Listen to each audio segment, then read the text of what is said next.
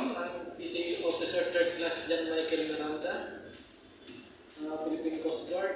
I'm one of your students. Now I'm beside the apparatus of the emergency shower. This emergency shower is used for washing the hazardous chemical of our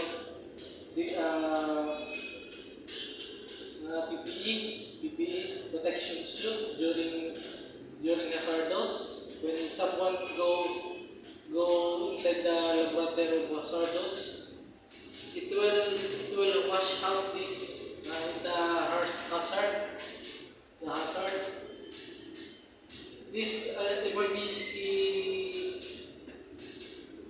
shower, it has a total of 6 foot. This is the emergency eye wash during our lilinisan ang mata natin.